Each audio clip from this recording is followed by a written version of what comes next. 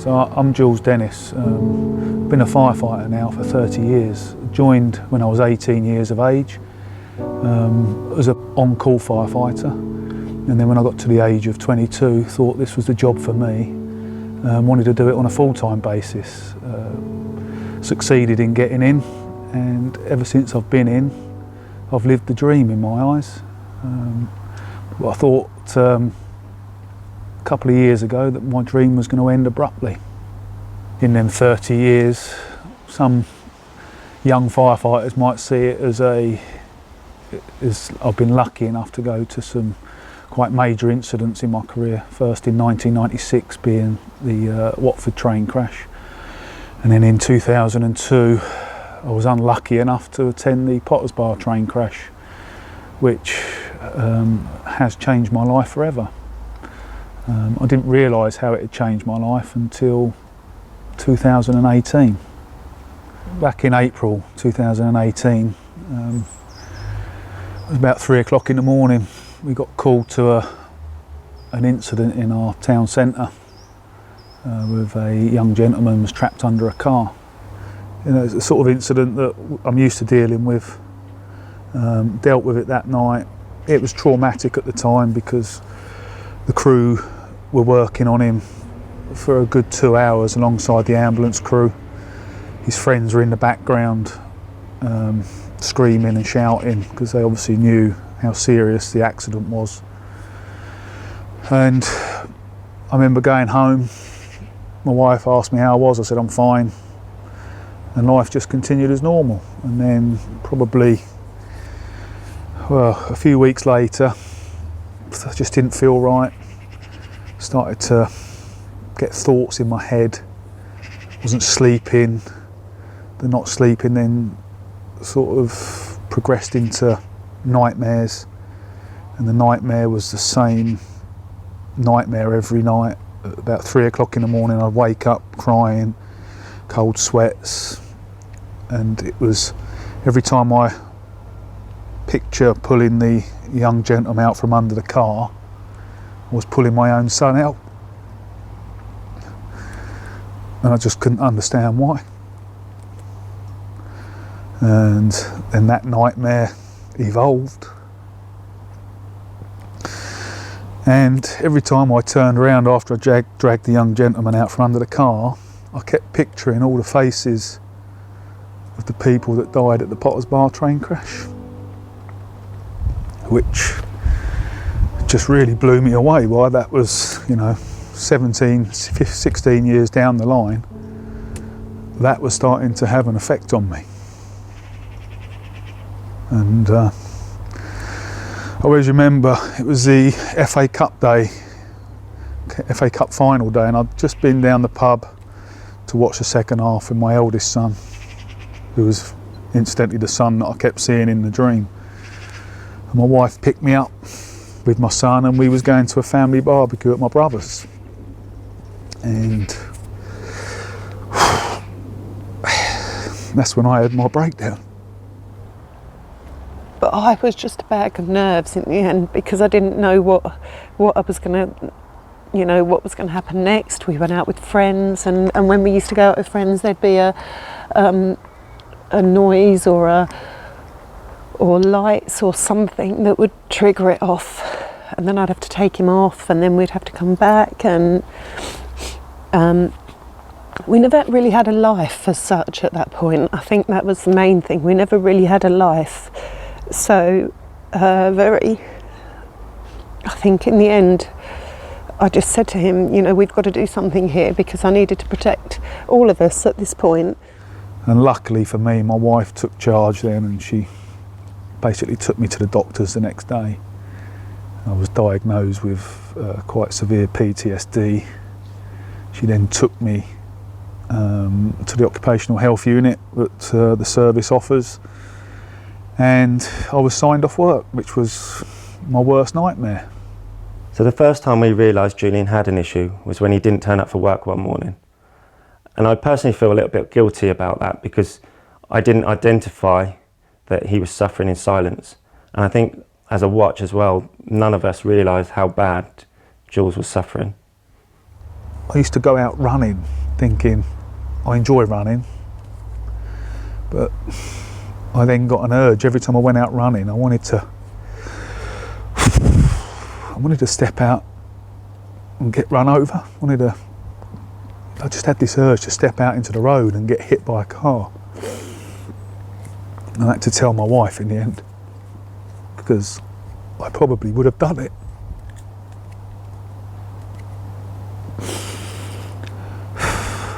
But my wife took me to see the psychologist and we talked it through, and he explained that they're all natural emotions and feelings, and that the chances are I would never have done it, which I still to this day don't know. I gave up running just to take that risk away.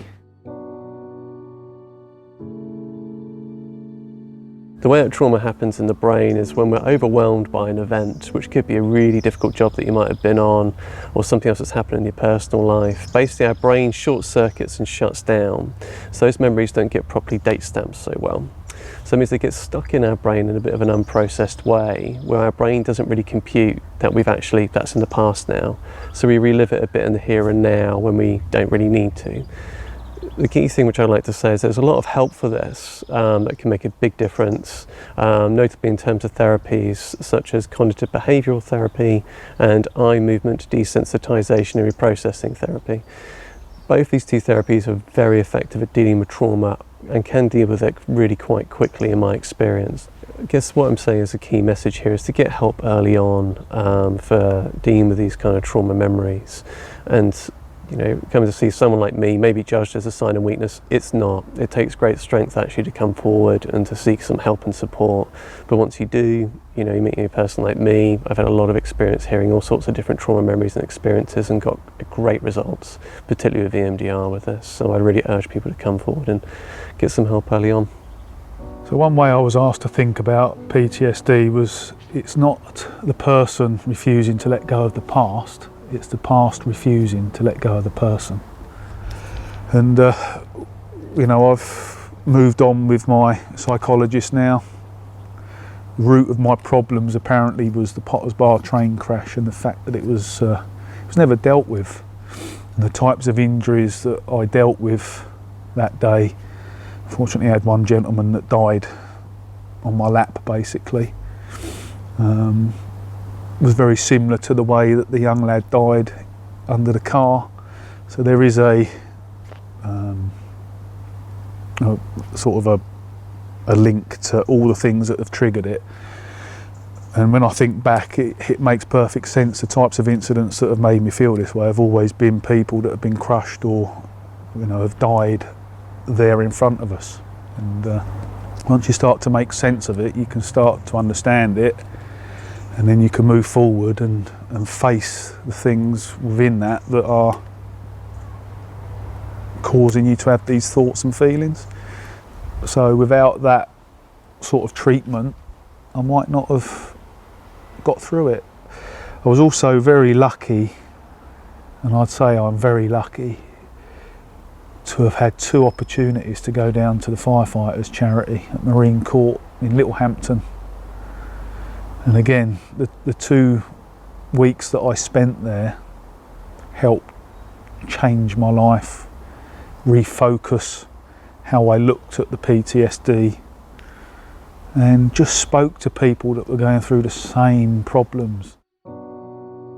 What I find quite alarming is 1 in 4 emergency service worker has thought about harming themselves or ending their lives. So we need to be able to have something in place to manage that and recognise it, to stop it from happening, or to assist that person to get the help they need. He's on the mend, and talking to people has been his saviour. It really has. The service as a whole, as a system, and once you're in that system, they deal with you really well, and it's helped me immensely. The problem I found is I didn't admit to my problem. So the training that we get at lower levels in the service doesn't enable people to recognise when someone might be having mental health problems, especially when it comes down to PTSD. So in that respect, I feel that the service perhaps is failing slightly, and they need to perhaps look into how they can train station-based personnel to try and identify in the people that they work with if they're struggling and whether they're suffering from any sort of PTSD. Talking about sort of doing my running was my sort of get out, and sort of was a way for me to clear my head, and I had to give the running up. So one of the lads over at the fire station's got me into mountain biking and road cycling, and I found that a massive release for me.